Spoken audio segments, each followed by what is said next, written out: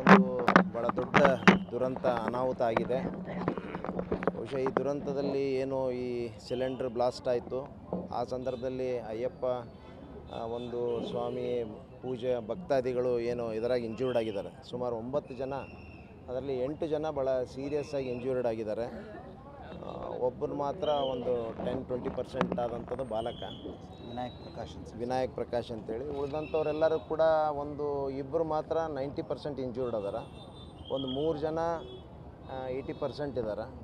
ಉಳಿದಂಥವ್ರು 70% ಇದ್ದಾರೆ. ಇನ್ನುಳಿದಂಥ 3 ಜನ.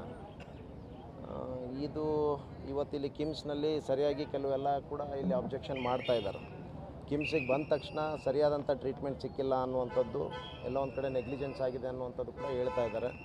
ಜೊತೆಗೆ ಸರಿಯಾದ ಟೈಮಿಗೆ ಔಷಧಿ ಕೂಡ ಪೂರೈಕೆ ಆಗಿಲ್ಲ, ನಾವು ಹೊರಗಡೆಯಿಂದ ತರಬೇಕಾಗಿತ್ತು ಅನ್ನುವಂಥದ್ದು ಕೂಡ ಕೇಳಿ ಬರ್ತಾ ಇದೆ.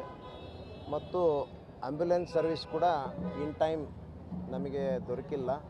ಎಲ್ಲ ಒಂದು ಕಡೆ ನಾವು ಬೇರೆ ಕಡೆಯಿಂದ ತರುವಂಥದ್ದಾಗಿದೆ ಗಾಯಾಳುಗಳನ್ನು ಅಂತನ್ನುವಂಥದ್ದು ಕೂಡ ಇವತ್ತು ಹೇಳಿದ್ದಾರೆ. ಈಗಾಗಲೇ ನಾನು ಆ ಸಂದರ್ಭದಾಗ ಯಾರು CMO ಇದ್ದರು, ಇನ್ಚಾರ್ಜ್ ಸೂಪ್ರಿಡೆಂಟ್ ಯಾರಿದ್ದರು, ಯಾಕೆ ಅಲ್ಲಿ ಲೋಪ ಆಯಿತು ಅನ್ನುವಂಥದ್ದೆಲ್ಲ ಕೂಡ ಡಿಟೇಲ್ ಆಗಿ ಅದರ ಬಗ್ಗೆ ಮಾಹಿತಿ ಕೊಡಬೇಕನ್ನೋಂಥದ್ದು ಕೂಡ ಡೈರೆಕ್ಟ್ರಿಗೆ ಹೇಳಿದ್ದೀನಿ.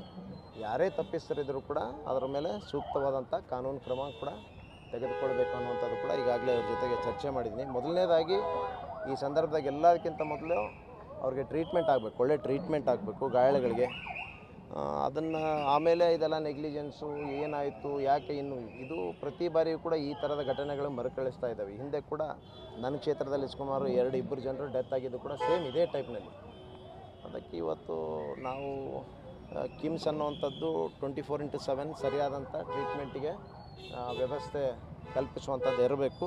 ಎಲ್ಲ ಒಂದು ಕಡೆ ಲೋಪ ಆಗಿದೆ ಅನ್ನುವಂಥದ್ದು ಹೇಳ್ತಾ ಇದ್ದಾರೆ. ಖಂಡಿತವಾಗಿ ಅದರ ಬಗ್ಗೆ ಸರಿಯಾದಂಥ ಮಾಹಿತಿ ತರಿಸ್ಕೊಳ್ತೀವಿ. ನೀವು ನೋಡ್ತಿದ್ದೀರಾ, ಇದು ನ್ಯೂಸ್ 88 ಕನ್ನಡ, ಸುದ್ದಿಯ ಜೊತೆ ಸದಾ ನಿಮ್ಮೊಂದಿಗೆ.